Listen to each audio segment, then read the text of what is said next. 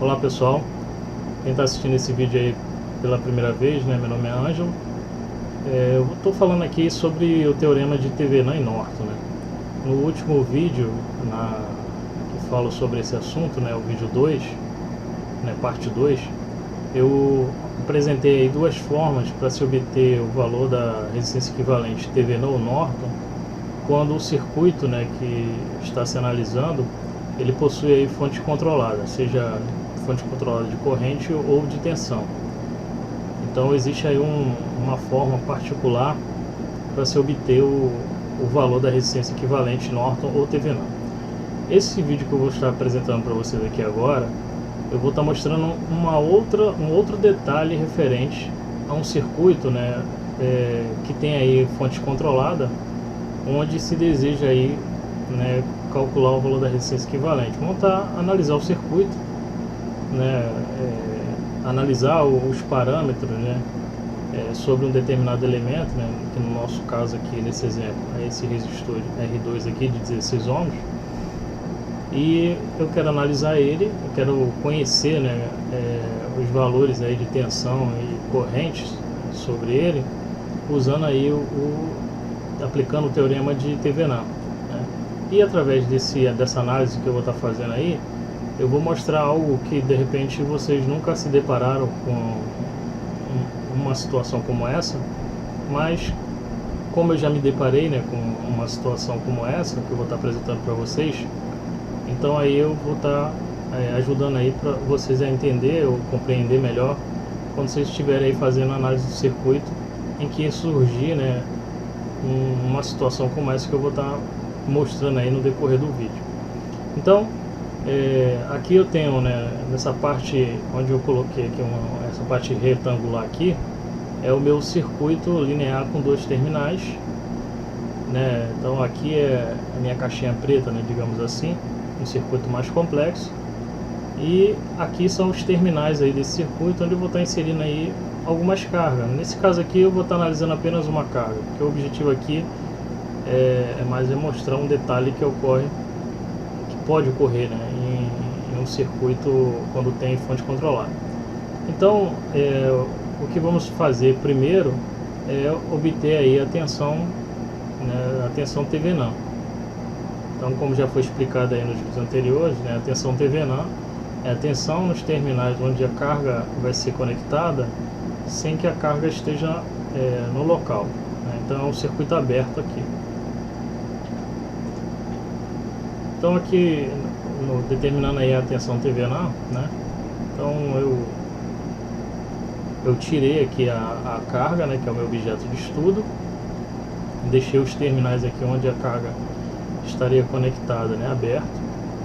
E aí agora eu vou analisar esse circuito de forma a obter aí o valor da tensão aqui nesses terminais quando a carga não está conectada a ele. Eu determinei aqui, né, no caso aqui eu vou usar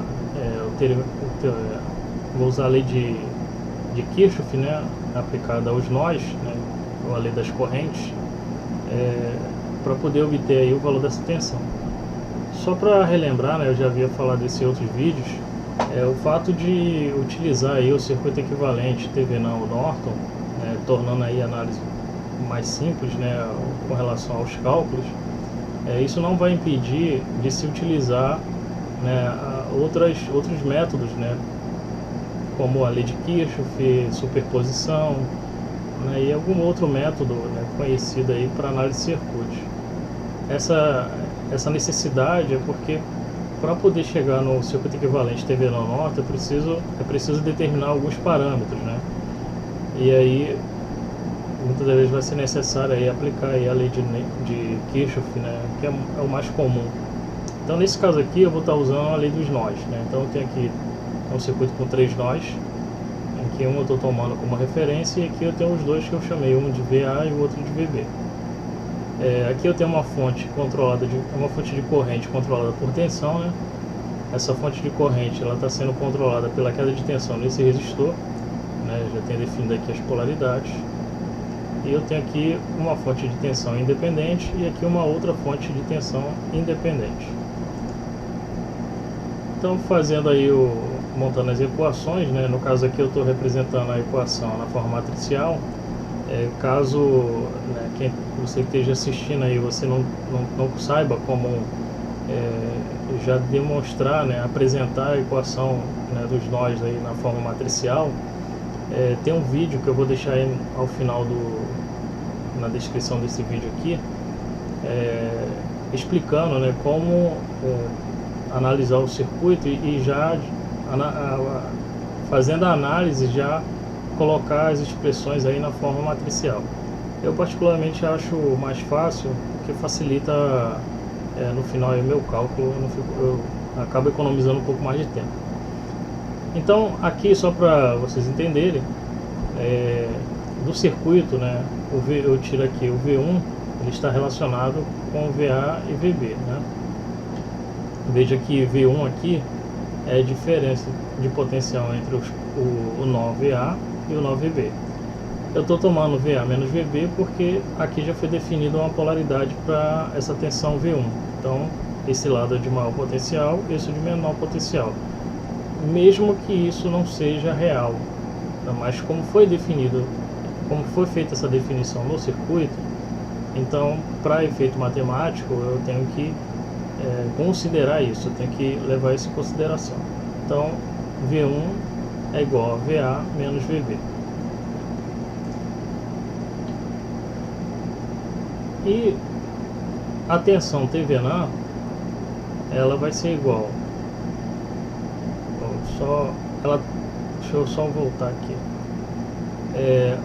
Veja que partindo daqui desse nó de referência, eu tenho aqui nessa malha, né, analisando essa malha aqui, VB é o resultado da soma dessa fonte de 30 volts mais a tensão TVNA.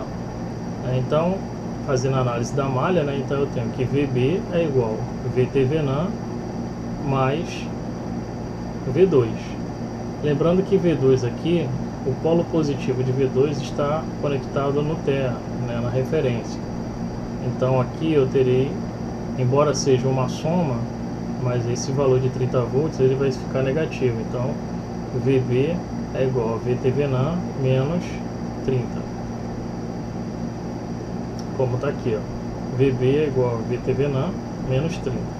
Porém, o que eu desejo encontrar é a tensão TVNA. Então, a tensão TVNA vai ser igual a tensão no nó B, né, que é o VB, mais a tensão daquela fonte V2, que é 30 volts. Fazendo aqui né, as organizações matemáticas, né, matricial, veja que a fonte de corrente, né, ela é uma fonte controlada. Então, eu tenho aqui um V1 aqui, sendo que V1 está relacionado as tensões no nó VA e VB. Então, expandindo aqui a expressão, né, ao invés de ter aqui 3 variáveis, eu preciso ter apenas 2, né? Então aqui eu faço essa jogada matemática aqui, né? Como aqui eu tenho um 2 multiplicando o VA e o VB, então isso passa, né, para essa matriz aqui, que representa os coeficientes das condutâncias, né? Na verdade, essa matriz aqui, ela representa a condutância do circuito, né? Matriz condutância. E aí chego aqui a essa expressão aqui final, né? A minha equação, né? A minha apresentação matricial do circuito, ela é definida por essa expressão aqui. E aí, né, só reescrever aqui, né, para poder obter o que eu desejo. Essa expressão aqui, né, eu reescrevi ela novamente. E como aqui eu vou estar resolvendo essa equação? Porque para mim só me interessa conhecer o valor de VB, que é o único, né, a única variável aqui que está relacionada à tensão TVNA. Então não tem necessidade aqui de calcular a tensão no nó VA. Então, aplicando a regra de Cramer, né, que eu estou utilizando aqui, eu defino aqui o determinante da matriz condutância, né, que eu chamei aqui de ΔG aqui, e aí eu encontro esse valor. E para obter o valor da tensão no nó B, eu pego a matriz condutância, sendo que na coluna que representa a variável que eu desejo encontrar, eu substituo pelo resultado, né, pela matriz de resultado. Então, repetindo aqui a coluna 1, né, veja que é igual, eu substituo a segunda coluna, que representa a variável b, pela a matriz de resultado, que é 20 sobre 6 e 0. E divido pelo determinante da matriz condutância. Então, VB vai ser igual aproximadamente aí a 6, aqui eu tenho uma dízima periódica, né, de 6, né, e eu escrevi até a quarta casa aqui. Então, pela expressão aqui, né, que a minha tensão TVNA vai ser a minha tensão no nó B mais 30 volts. Então, fazendo a soma, então a minha tensão TVNA é de aproximadamente 36,66667 volts. Então, essa aqui é a minha tensão da fonte TVNA. Então, eu já tenho aqui o meu primeiro parâmetro. Agora, vamos aí calcular a resistência equivalente do circuito. Lembrando que, como já foi dito, né, para calcular a resistência equivalente TVNA ao Norton, a resistência equivalente ela é enxergada pelos terminais onde a carga é conectada, né, sem que a carga esteja conectada, ou seja, pelos terminais em vazio, né, é que enxergamos a resistência equivalente. Porém, e um outro detalhe, essa resistência equivalente, ela necessita que as fontes independentes, né, seja tensão ou corrente, estejam desligadas. Então, nesse circuito, eu tenho duas fontes independentes de tensão, né? Então, eu tenho uma fonte de tensão aqui de 20 volts e tinha uma outra aqui de 30. Então, como elas são independentes, para desligá-las, eu extraio elas do local onde elas estão conectadas, insiro aqui um curto-circuito nos terminais e mantenho aí a fonte controlada, né? Então, as fontes controladas, elas não sofrem, né, o mesmo procedimento, elas se mantêm no circuito na análise aí na obtenção aí da resistência equivalente TVNA ou Norton. Lembrando que, como eu tenho aqui uma fonte de tensão, ou uma fonte de corrente controlada por tensão, eu não tenho como, né, aplicar aqui aquela regra de associação de resistores, porque eu tenho um elemento aqui que não é ôhmico, né, não tem aqui uma resistência ôhmica, né, então eu não tenho como fazer aqui uma associação direta. Então eu preciso usar um artifício, né, que já foi explicado aí no vídeo anterior. Nesse caso aqui eu vou usar aqui uma fonte auxiliar, né, de um valor conhecido, e aí realizarei aqui os cálculos para buscar aí o valor dessa corrente, né. Uma vez que eu tenho o valor da tensão, se eu encontrar o valor da corrente, né, ou seja, a minha tensão total do circuito, né, nos terminais aqui onde eu quero encontrar resistência é 10 volts. Se eu encontrar a corrente total aqui, então eu aplico a lei de Ohm, né? Então 10, né, dividido pelo valor da corrente total vai me dar aí o valor da minha resistência equivalente desse circuito. Observa que um detalhe nessa análise aqui, nas análises de circuito, né, o que se convenciona é que a corrente ela flui do polo positivo, ela sai sempre do polo positivo da fonte, né? Mesmo sabendo que, na verdade, o movimento é dos elétrons, né, e não dos prótons, né, que representam as cargas positivas. Mas, nas análises de circuito, o que se convenciona é o sentido de que a corrente, né, o sentido da corrente, ela sai do polo positivo da fonte. Então, eu chamo a atenção para isso aqui, porque nesse caso aqui em específico vai ser importante se atentar para isso. Então, fazendo aí as análises, né, como eu já tenho um sentido aqui, né, já definido, né, pela convenção, que o sentido da corrente ele sai do polo positivo, então nesse nó aqui que eu chamei de Vx, né, só voltando aqui, veja que com o curto-circuito aqui, eu coloco esse resistor R1 em paralelo com esse R3. Então, para simplificar mais aí o meu circuito, eu posso fazer aqui uma associação em paralelo, resultando em apenas um resistor aqui em série com esse. E aí eu tenho aqui, em vez de ter aqui 3 nós, né, eu vou ter apenas um nó aqui. Quer dizer, 2 nós, né, porque esse eu estou tomando como referência. Então, tomei esse nó aqui, em que eu chamo aqui de Vx. E eu atribuo aí alguns sentidos de corrente, né.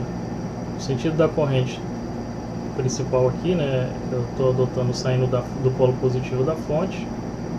Estou adotando uma corrente aqui, acompanhando aqui o sentido da seta, né, da fonte controlada de corrente, fonte de corrente controlada por tensão.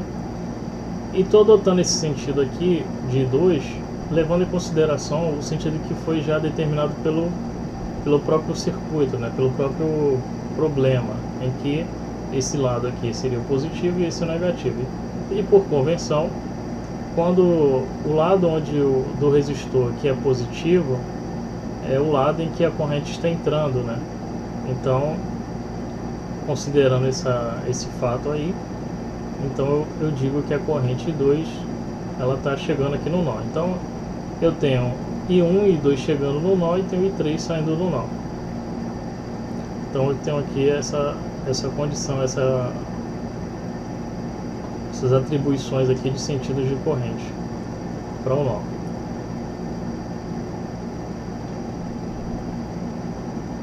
Nesse circuito aqui é possível verificar que a tensão no nó Vx ela já é dada, né? Na verdade não precisa calcular ela já é definida nesse caso aqui, porque a minha tensão auxiliar, né, ela está em paralelo aqui com a fonte, né?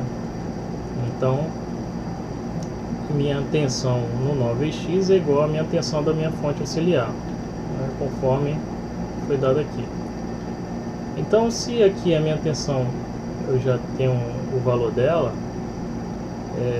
e eu sei que nesse ramo aqui eu tenho uma corrente que depende da tensão, né, a queda de tensão nesse resistor aqui. Então nesse ramo eu posso aplicar aqui um divisor de tensão para obter o valor da tensão nos terminais desse resistor. Lembrando que a polaridade dele aqui está contrário, né, a minha referência, né? Então aqui eu tenho um polo negativo e eu estou considerando aqui, né, uma condição contrária. Então V1 vai ser igual a menos, né, por causa daquela condição contrária. E aí aplicando o divisor de tensão, né, R4 dividido por R4 mais R vezes Vx, e aí eu chego a um valor para V1 que é igual a menos 5 volts. Então V1 vale menos 5 volts. Fazendo lá, montando a equação das correntes, né? Então, por definição, por conversão, eu convenciono que as correntes que chegam no nó é negativo e as correntes que saem do nó é positivo. Então eu teria aqui a corrente 1 entrando no nó, a corrente 2 entrando no nó. Então fica menos I1, menos I2, mais I3. Então aqui eu tenho menos I1, menos I2, mais I3, igual a zero. I1, né, tirando aqui o elemento que eu desejo encontrar, então I1 fica positivo, né, colocando ele no segundo membro. I1 será igual a I3 menos I2. Sendo que I3 é igual a 2 vezes V1 e I2 é igual a V1 sobre R4, que é o resistor. I1 vai ser igual, substituindo os valores, né, eu já tenho aqui o valor de V1, então 2 vezes menos 5, menos 5 sobre 2, isso me dá um valor de I1 igual a menos 7,5 amperes. Meu RT-VLAN é igual a 10 dividido por I1, que é igual a 10 menos 7,5. Observa que o valor da resistência equivalente Thevenin, ela assumiu um valor negativo.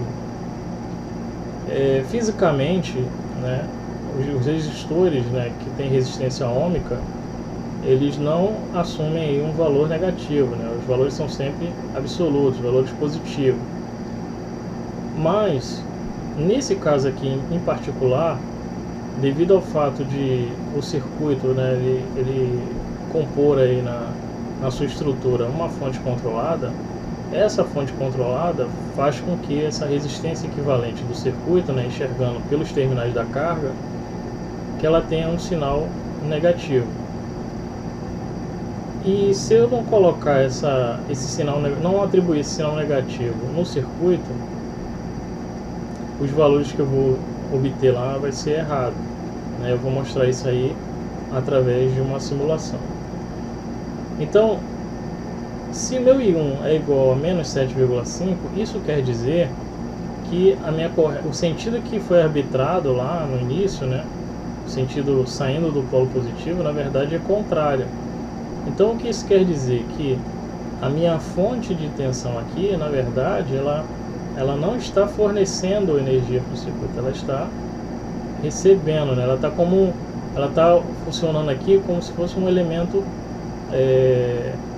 passivo, né? Como se ela tivesse ela está como um consumidor e não como um fornecedor de energia, né?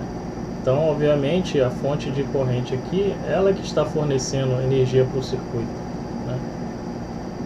Então, essa é uma particularidade aqui desse circuito, né? Que a fonte auxiliar, né, que teoricamente deveria estar fornecendo, unicamente deveria estar fornecendo energia para o circuito, na verdade o que está acontecendo é que a fonte controlada, né, ela é que está fornecendo energia para o circuito.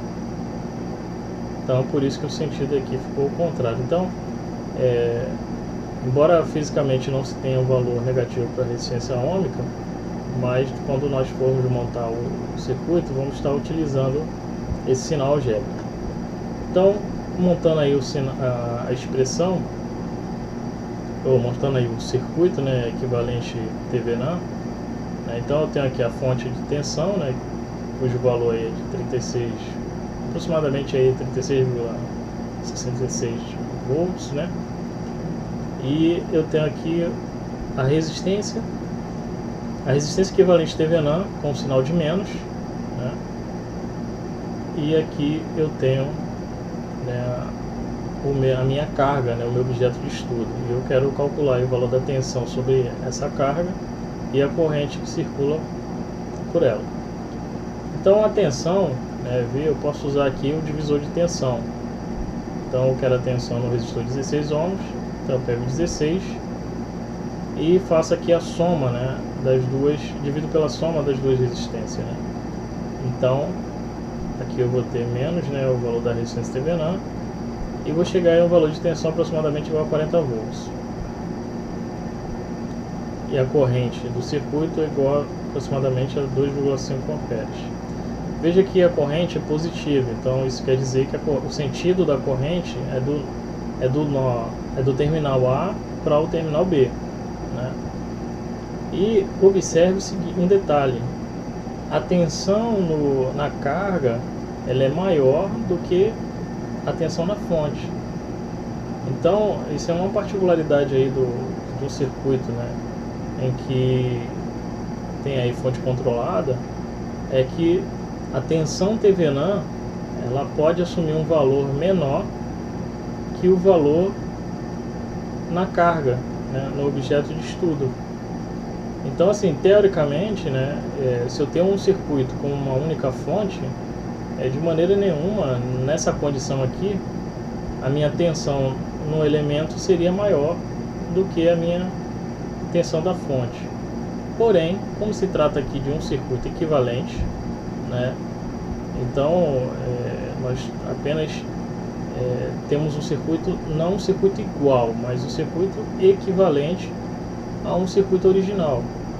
Então, devido a essa característica, né, essa topologia do circuito, eu tenho aí um valor de resistência negativo.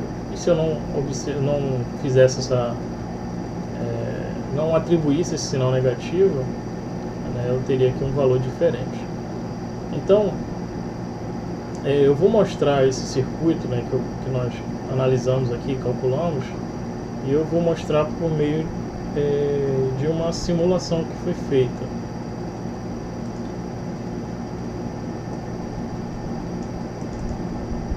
Então, eu tenho aqui esse circuito aqui, né, é o circuito que nós analisamos. Observa que lá a tensão, né, do circuito, ela foi de a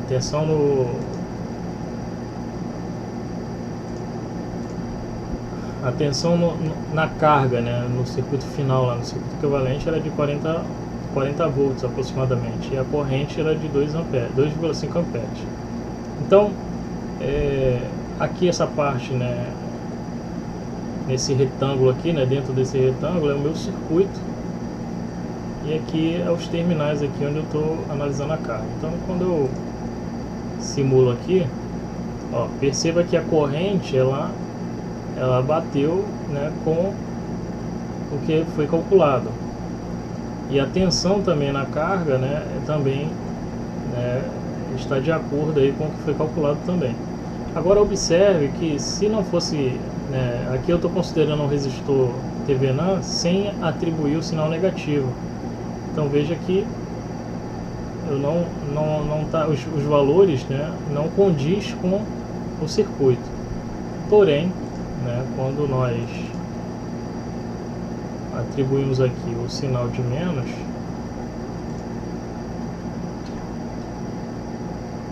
a resistência equivalente, e simulamos, né, veja que chegamos aí aos mesmos valores, né? Eu podia aqui alterar o valor aqui, vamos supor, botar aqui um resistor de, mudar aqui, botar um resistor de 20 ohms, de 6 ohms. Eu vou alterar aqui no meu circuito aqui 6 ohms, para não mexer, né, nos valores aqui calculados já anteriormente, ó. Veja que se obtém aí os mesmos resultados. Então, tá aí, né, uma demonstração, né, de uma particularidade, né, de um circuito, né, formado aí por fonte controlada, em que é possível aí surgir, né, uma resistência equivalente com um sinal negativo, e que esse sinal negativo ele deve ser considerado, sim, na hora de fazer a análise aí pelo circuito simplificado. Se não levar em consideração o sinal, né, mesmo sabendo que fisicamente, né, um resistor ele não tem um valor negativo, mas para efeito de cálculo, né, de efeito matemático, se faz aí necessário atribuir a esse sinal algébrico aí a resistência equivalente, né? E então é isso aí, pessoal. Então, se essa informação aí foi útil aí a vocês, se ficou claro aí a explicação, se deu para compreender aí, a questão de se atribuir o sinal negativo aí nessa resistência equivalente, então deixa aí a sua curtida. Caso tenha surgido alguma dúvida, né, ou se alguma coisa que foi dito não ficou muito claro, vocês podem deixar aí nos comentários. Se vocês tiverem algum circuito que vocês tentaram resolver, né, usando aí o teorema de TVNAN ou Norton, e que não conseguiu aí chegar ao resultado, ou ficou confuso, ou não está seguro do resultado, envie por e-mail para nós, que a gente vai tentando ajudar vocês aí. Então, se você ainda não é inscrito no canal, se inscreva, compartilhe aí com os amigos que também gostam, né, tem interesse nesses assuntos relacionados aí à análise de circuitos, e compartilhe aí com outros colegas. Então, um forte abraço e até uma próxima.